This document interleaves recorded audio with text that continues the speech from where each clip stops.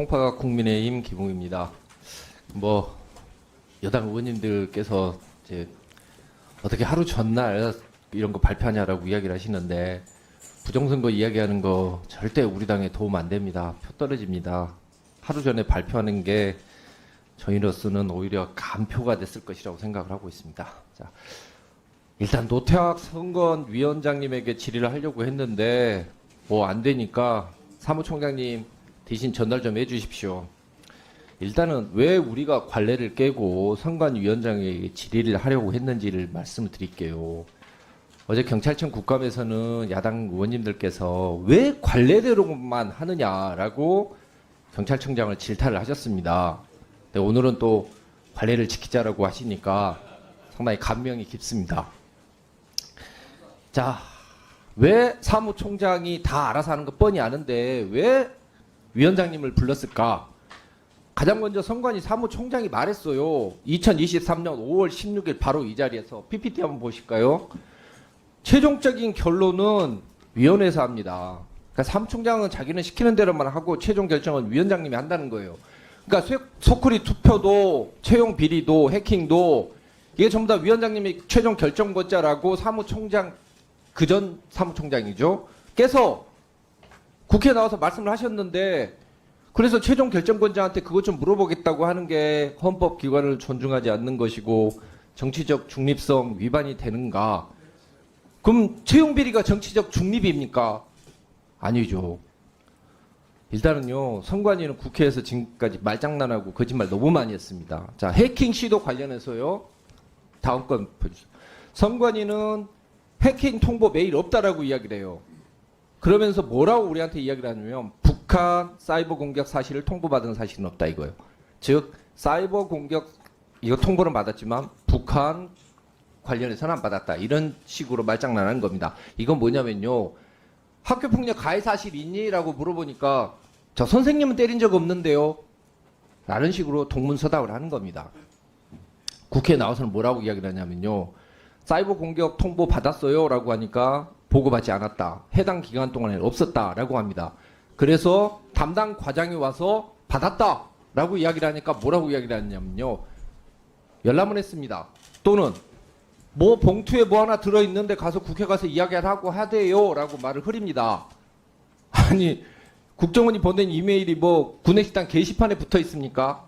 아니죠. 근데 보고를 받지는 않았는데 어떻게 연락을 할 수가 있습니까? 이런 식으로 답을 해왔어요. 자, 아빠 찬스 관련한 답변은 더 재밌습니다. 아빠 찬스 아닙니까? 물어보니까 아니라고 하셨어요. 그리고 원칙적으로 공개 채용을 원칙으로 합니다라고 이야기를 하셨고 다음 건 보여드릴까요? 자, 결코 선관위 와서는 안 된다고 자녀들한테 본인이 이야기를 했다고 합니다. 그리고 특별감사위원회를 구성해서 사실관계 확인하겠다라고 하죠. 근데 절대 와서는 안 된다라고 이야기를 했는데 이 사람이 비공개 채용으로 들어왔어요. 이걸 도대체 어떻게 설명을 해야 됩니까? 그리고 사무총장은 특별감사위원회에서 사실관계 확인하겠다라고 이야기를 했었습니다. 그리고 나서 감사관께서도 뭐라고 이야기를 하냐면 이거 누가 판단한 거냐고 정범민 의원께서 물어보니까 중앙위원님들의 논의 끝에 결정된 사항입니다. 라고 이렇게 이야기를 합니다. 그러니까 모든 게 전부 다 지금 보면은 위원장님이 결정을 하신 거라고 이렇게 이야기가 나와요. 그래 놓고 나서 지금 위원장님은 못 나오시겠다라고 이야기를 하니까 저희 입장에서는 환장할 노릇인 거죠. 자, 자체 개선 의지는 있을까요? 자, 5월 10일 날 자녀 채용 특혜 문제가 불거졌을 때 처음 4명이었습니다. 그래서 선관위는 5월 17일 날 특별감사 구성해서 실시하겠다라고 한 다음에 11건 나왔다라고 이야기를 하고 행안위 전체위에서 21명으로 바뀌어요. 근데 권익위 전수조사에서는 353건이 나옵니다. 그럼 선관위 특별감사단은 도대체 뭐합니까? 권익위가 353건 밝혔는데 이건 특별감사가 아니고요. 특별감축입니다. 이게 어떻게 가능해요? 이래서 죽자 살자 권익위 조사 거부한 거 아니냐 이거죠. 자, 다음 거 한번 보여드릴까요? 자, 이 보도자료 어느 게 먼저 된 것이고 어느 게 나중에 나온 것인지 혹시 아십니까? 하나는 작년 8월, 하나는 올해 10월에 나온 겁니다. 사무총장님, 현 사무총장님 잘 모르시겠지만 뒤에 계시는 선관위 관계자 여러분 보세요. 이게 뭔지 아세요? 제가 행안위에서 무슨 문제 생기면 공무원들은 옛날에 나왔던 대책 그대로 우라카이 한다라고 이야기를 한 게 있는데 바로 그겁니다. 뭐냐? 작년 8월에 전문 용어입니다. 자, 예, 소쿠리 투표 이야기 나오니까 개방형 직위제 감사관 도입하겠다라고 이야기를 했거든요. 근데 올해 10월 달에 또 똑같은 개방형 직위제 감사관 도입하겠다고 합니다. 자, 설마 도입한다고 하니까 진짜 도입한 줄 알더라. 이런 답변은 아니시죠? 자, 보십시오. 작년 4월에 와서 개방형 직위제 도입하겠다고 약속을 했어요. 다음 건 보여드릴까요? 그리고 나서 2022년 7월 달에 바로 부산선관위 사무처장을 감사관으로 승진합니다.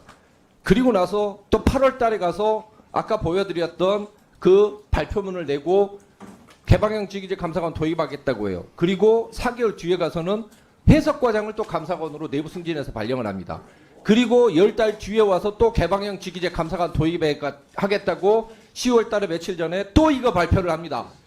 도대체 이게 뭐 국민 우롱하는 겁니까? 기만하는 겁니까? 선관위 여러분. 답변. 아니요. 백혜시 만들었던 것 중에 고도를 기다림이라고 하는 부조리극이 있습니다. 그죠? 거기 보면 고도는 절대 안 나와요. 도대체 개방형 직위제 감사관이 고도하고 똑같습니까? 도대체 언제 되는 겁니까? 내년 1월 1일자입니다. 아니, 그러면 그전에는 왜 발표했습니까?